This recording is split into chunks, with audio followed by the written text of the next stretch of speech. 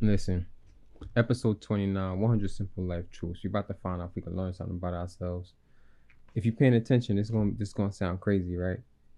It is August 17th. It is 3:20 p.m. when you're episode 29. If you're paying attention, you're paying attention. I'm gonna just say this, right? I'm not letting anybody outwork me. I'm not letting anybody outwork me. I have a goal and I'm gonna achieve that goal by any means necessary. I don't care what it takes, what sacrifices I gotta make. I am going to achieve that goal, and it just is what it is. It just is what it is. I'm locked in.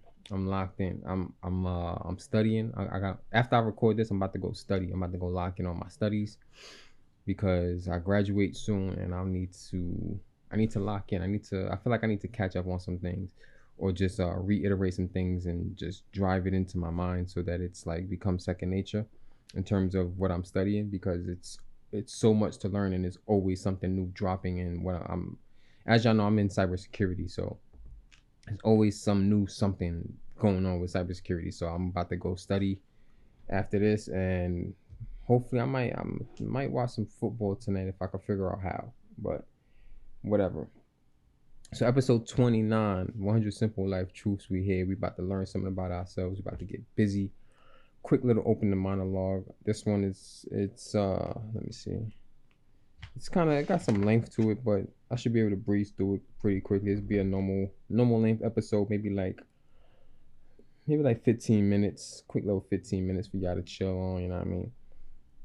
So here we go. It says number 29, you have the reason to be miserable. You have a reason to be miserable, which is true. We all have a reason. We can all pick out the worst aspects of our lives and just harp on it, and just be miserable and be depressed and whatever, sad, whatever the case may be. We all have that reason, but I already feel like I know what he's going to say. I haven't read it yet.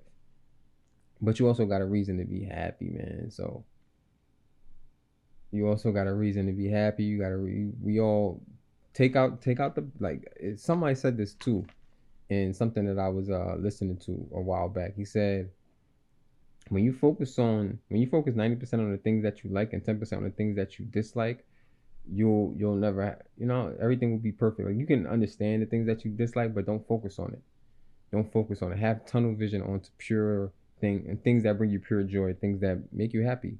Straight tunnel vision on it. Don't worry about all the outside things that may be negative coming towards you. Just focus on the good. Focus on the good things. So you also have a reason to smile. All right. Okay. You have a reason to be miserable. You also have a reason to smile. I don't know the specifics of any of those reasons, circumstances, or situations, but I know that you get to decide what you focus on, which is facts. You get to decide what you focus on. And if you focus on the sometimes you got to focus on the bad to weed it out and get rid of it, which is fine. But overall, you need to give all your attention to the positive, It's very easy to ignore all the things going on according to plan and zero in on the things that you aren't meeting your expectations. It's very easy to ignore all the things going according to plan and zero on the things that aren't meeting our expectations, which is true. Which is true. Like when I sit back and think, damn, like a lot of things aren't going to in my the way I want it to, but a lot of things are, and it's a slow process for me right now. So I'm thankful for the process. This is making a conscious choice and wasting vulnerable calories being miserable. When we make such a decision, our mood can snowball into a dark place, and all of a sudden, pain bringing, all other pain bringing to amplify as well. So basically, when you focus on one thing that's bad, it's gonna snowball, and then you're gonna start focusing on everything that's bad. So it is what it is. It's what's commonly referred as a downward spiral. Yes, don't be in a downward spiral. Don't be in. I've been in downward spirals numerous times in my life, and right now I'm kind of like in a neutral spiral, but it's cool. It's cool. It's right where I need to be, right when I need to be there. So, and it's a lot of things. I'm neutral because there's so many things that's weighing me down that I need to break through in order to go forward or to go up. So Being neutral is better than being in the downward spiral. Trust me. Trust me. Make a conscious choice to be happy may require nothing more than deciding to pay attention to the awesome things that have been happening in your life. You can start with something as simple as this. You're fucking breathing.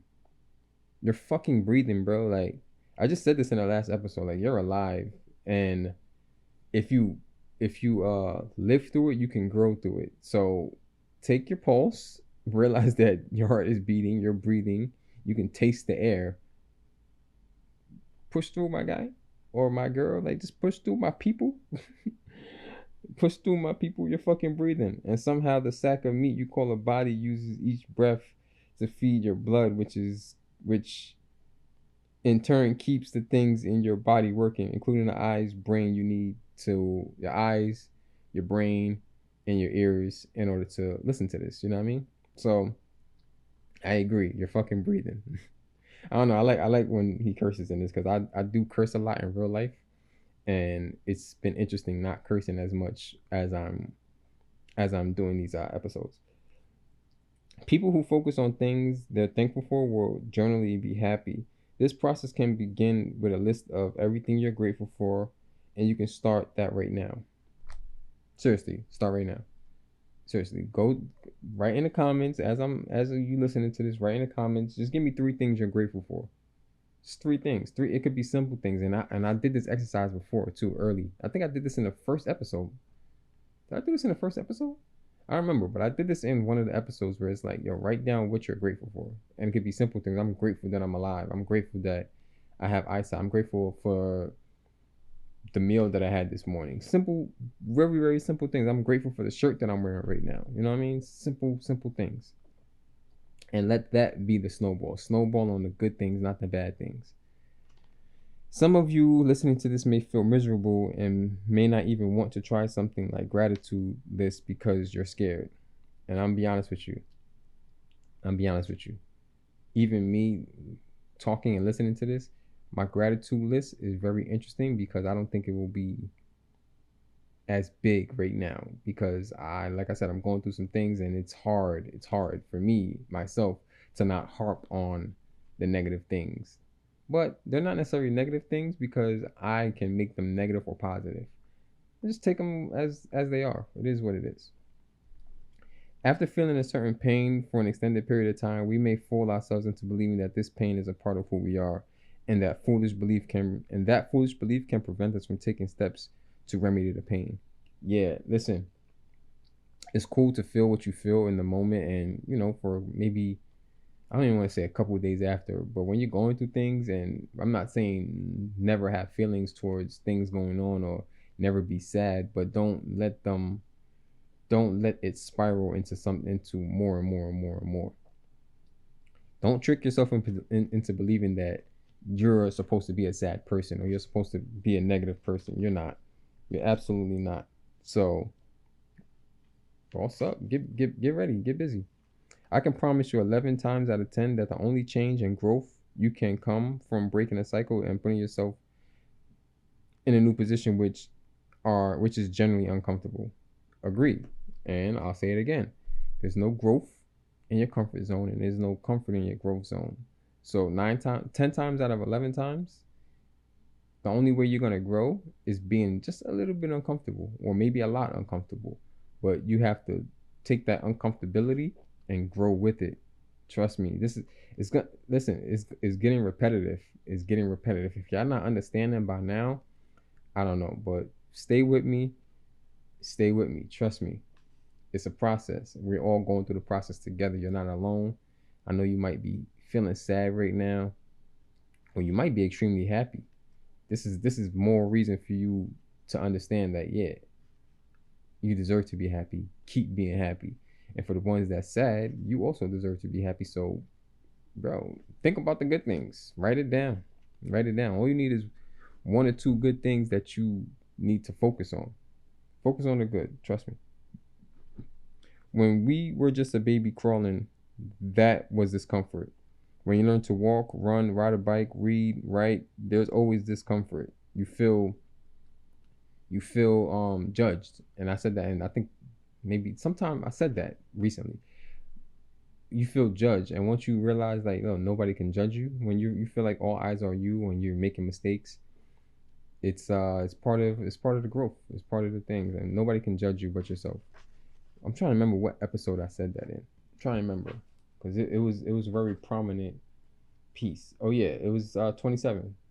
A fear overcome is a strength acquired, and he was talking about how once you get over that fear, once you get over that pain, or once you get over the discomfort, it becomes a strength. So like he said, it's learning to walk, run, ride a bike, read, write. It's all discomfort. It's all a fear. You know, we fear the discomfort, but once we overcome that fear, the discomfort becomes our strength, because now we know how to read, we know how to run, we know how to ride a bike, we know how to, we know how to do those things now, and it's something that no one can ever take away from us. So don't deny yourself the opportunity for a better life simply because you're scared to roll up your sleeves and do some work. Basically, get ready, get busy, like do the work. It's not worth it. I was about to say it's not hard. It's not worth it. It's worth it. It's worth it. Trust me. The discomfort is only temporary. The life that you're going to live afterward is going to be there for the lifetime that you live afterwards. So 1 or 2 months of discomfort is nothing compared to 100 years on earth. You know what I mean? And those 100 years, say you're 20 right now and you're going and you're in a discomfort mode because you're learning and you're growing, for your future. Those, whatever, a year, say you take your 20s, even you take your whole 20s, those 10 years is nothing compared to the 100 years you're going to be on earth. So you could take those 10 years and then, once you're, let's say, in an example, you're 20, from your 20s to your 30s, and then from 30 to 100, that's 70 years of just bliss because you went through the discomfort already. And not saying you won't go through discomfort again as you learn more, but you're already seasoned for it. You already did it, so you're a veteran. You're a veteran in discomfort, and you know how to adapt to the discomfort to propel you through it and make it a strength and not a hindrance to your life. So yeah, boss up. You have a reason to be miserable. Don't take that path. It's 2 paths, a fork in the road. Which you gonna go? We tend to sabotage our happiness by ignoring the wonderful things in our life. It's a martyr syndrome, where we confuse self-pity and self-love.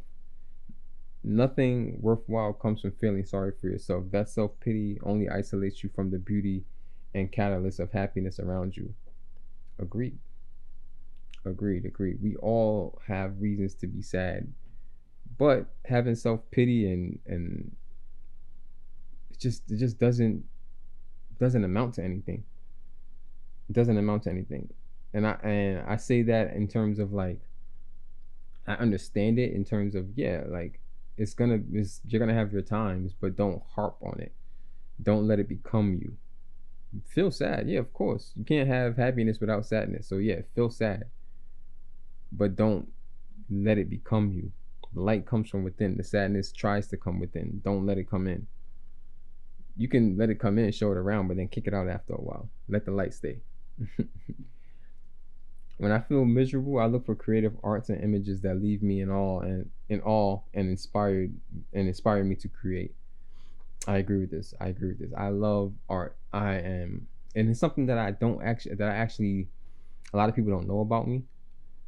A lot of people that don't know me don't notice about me, but a lot of people that do know me do notice about me. Like, I love art. Like, I go to museums and I look at art.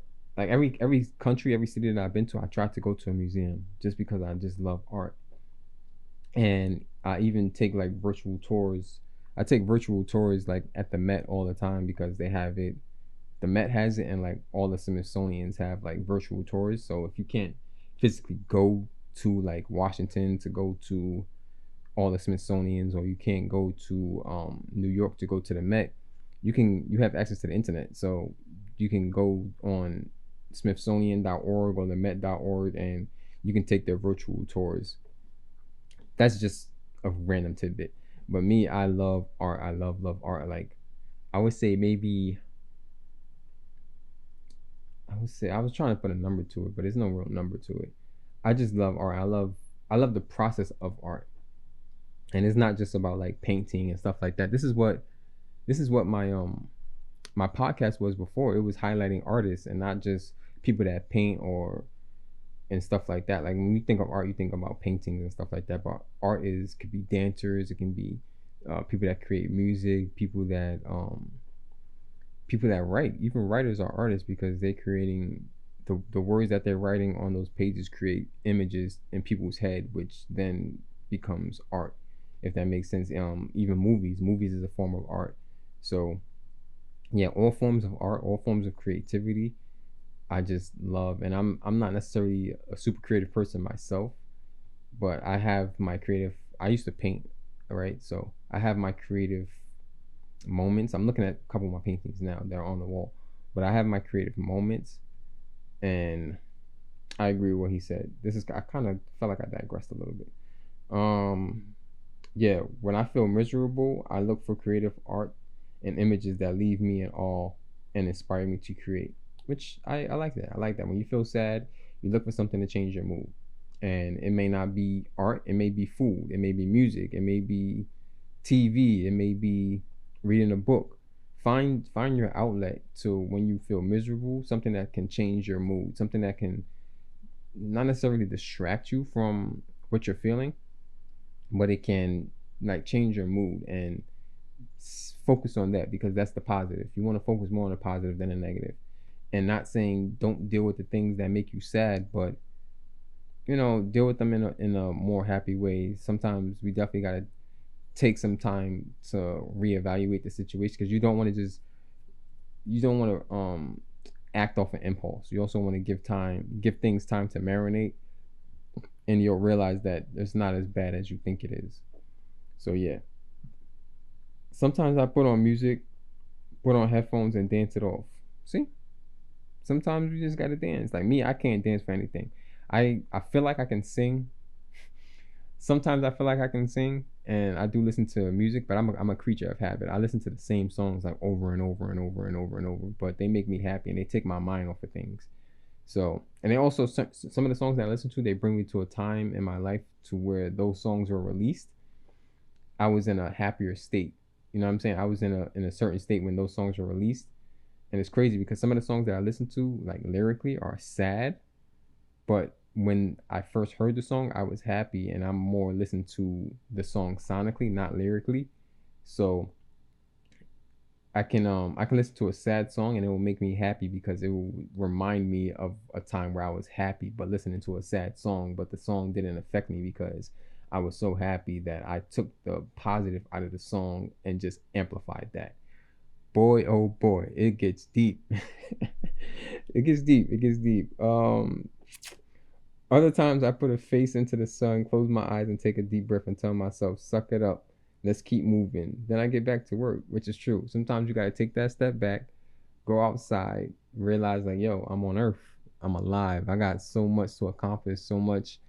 The world has given you so much to succeed. You need to go and take it and leave the crumbs for the people over there. You know what I mean? You are yourself. Need all the positive things. You need the whole thing.